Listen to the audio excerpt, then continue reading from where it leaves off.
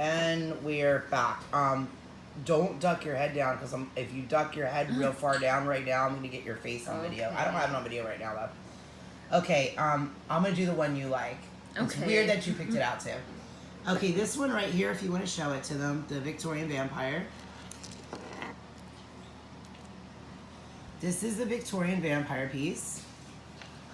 It's an inexpensive piece, but it's very pretty. It's very feminine. It's very feminine. That's the kind of stuff I like. I like feminine stuff. I don't like modernist, brutalist. But I don't like any of that. It's intricate, like it's detailed. Oh yeah, as well. yes.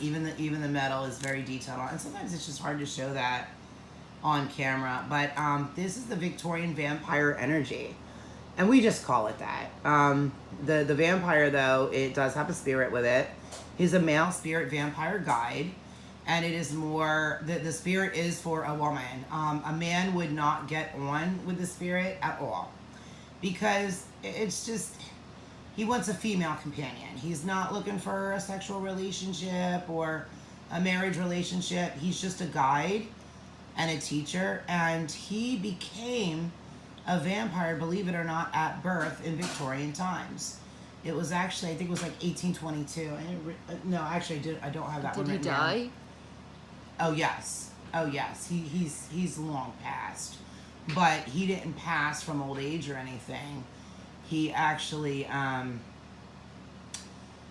okay, here's the thing. It was a very sad tale, actually. I'll just give you a real quick rundown on it. You guys are probably not going to be able to buy this one. Because I kind of want because she wants it. Okay, but either way, well, I'm going to tell you about it. He, I believe, because it's on the file with me, that it was 1822.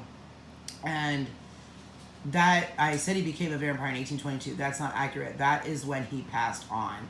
He passed on from taking his own life. He was already a vampire. Okay. He took his own life. He was 29 years old. And like 29 years old in physical appearance. Okay. He was way older than that. But it's called the Victorian vampire because he met a Victorian woman who was not conventional by any means. It was almost like she was born way ahead of her time. So she fascinated him, but she was human. And they were together for like 2 years. And she didn't know that he was a vampire at all. He was afraid to tell her. Yeah. And then at the 2-year point of their relationship, it was like 2 years, and I don't think they had anniversaries then, but it was like 2 years, and to him it was long enough that he felt he needed to tell her because he wanted to spend all of eternity with her.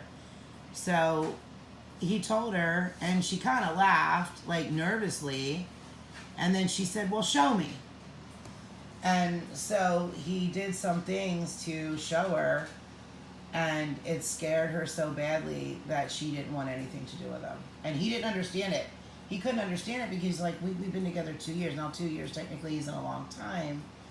But in 2 years, you really, if you're with someone every day, because he had money, and in those days, people that had money did not work. Well, It's kind of like today, I guess. They were considered gentlemen. And then you had ladies. And these people, they just didn't work. It was a certain class of people. So he was able, because he had money, to be around her 24/7, and she loved it, and he loved it, and they had a great time. They had even spoken about marriage. It is something she wanted to do, which is why he wanted to tell her, because he wanted to be with her forever, and he was going to have to turn her. Yeah. Or she would age, and he wouldn't. So he was going to have to. So when he told her, she was also a very religious person. And she, as some people, cannot connect that just because you're another being doesn't mean you're not of God or you can't believe in God. Well, it was different times as well. Exactly. It was different times. So she rejected him. And he tried to tell himself that it was something normal, that, in his depression, he tried to tell himself, things like this are going to happen. I already know that. I need to move on. But it did not work out for him that way. It just didn't. And so he ended up ending his own life. And that is what happened to him. he could not get past it because he felt that even if he got over her and he met Something someone would else, happen again. it would happen again, or maybe it would happen again. And he felt that, because he told me, he said, no matter how I looked at it, he said, in our time and in the time period that I was with her, she was ahead of her time. She thought differently. She didn't think like other people. So he didn't expect that from her too. Yeah, he never expected it from her. Like he said, like she was perfect. He said if there was anybody I could tell this to that was a human being, it would have been her. So if I told her and she can't accept me, no one else is going to accept me either. And that's what caused him to end his life. Because a vampire can always end their own life. And once they do, that's it. They're not coming back because they choose that act. So that's what that piece is. This part is interesting here. The closing. Oh yeah. Just put it in and move it around. Now this is his vessel. So if you did not, if you didn't want this or say it were to break, you can put it in a charging box with a piece you want to carry his spirit in. Oh. And he would continue to guide you and help you along the way. And he does a lot of help with things like when you need to move on because you're not aging. You know, when you need to, like, if you were to explain things to your family or things like that. When you need to deal with things. When you need to deal with things, yeah, he'll help you with that. He's a very good guide. He's a very, to be honest with you, to put it, I really like that. in the proper term, he is a lovely individual. Truly, I think a beautiful soul. I'm being honest. I do. And I'm not trying to sell it to you because I'm going to give it to you free if you want it. So I'm not trying to sell it to you. I'm being honest. I mean, he's a good person. So now we're going to move on to, though, that Mind of the Stars piece. If you want to move that one out of the way, if you're keeping it, just put it in the chair with you. If you're not keeping it, put it in the bin. However, I don't care which one you want to do. Oh, there you go. That's yours. She got it. I don't know. She said, she's like, I don't know, but I think it's if fine. nobody's interested. Here's the thing.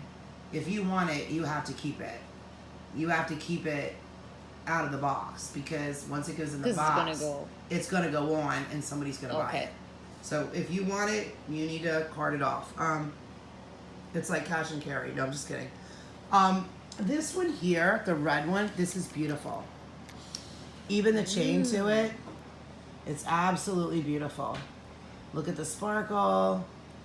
It has a little bit of dash there. What's that thing there? Yeah, exactly. That's the PowerPoint. And the part that lays against your skin, fleck. Yep, is glass. It heats up the rest of the pendant and activates that section there. Now let me tell you what that is. That's called Mind of the Stars. And what this does is this is how your mind connects not just to celestial spirits, but to other types of intelligences. Intelligence. Yeah, and it would be intelligences, I guess.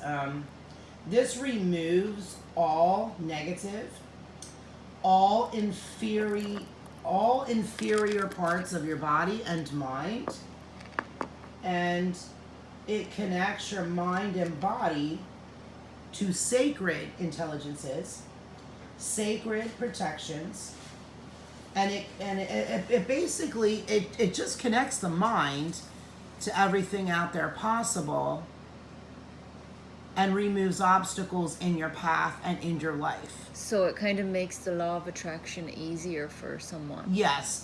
This piece can be used as a love piece. It's like a universal connection. Absolutely. You've got it. But on top of that, though, you don't just have to use it as a love piece. I mean, if you want to use it for that, you can. It's going to work. But it works for anything. Any kind of obstacles in your life, whether it's you have a hard time getting out of bed in the morning, you have a hard time finding ambition or creativity, you are under attack. It gives you options. Yeah, there's options in life with this piece. Okay. It's a universal mind connection, but protection, it offers protection that is extremely powerful. but it does everything else as well. But protection comes with this piece. So if you were looking for just a protection piece, honestly, I would say get it. If you were looking to remove all obstacles in your life and connect your mind with not just celestial spirits, but otherworldly intelligences, get this piece. This piece is very good. Very, very good. And I got that piece, you know, where did I get the piece? Oh my God, I forget already. That's because how late it is. Okay, we're going to move on, and we're done with that.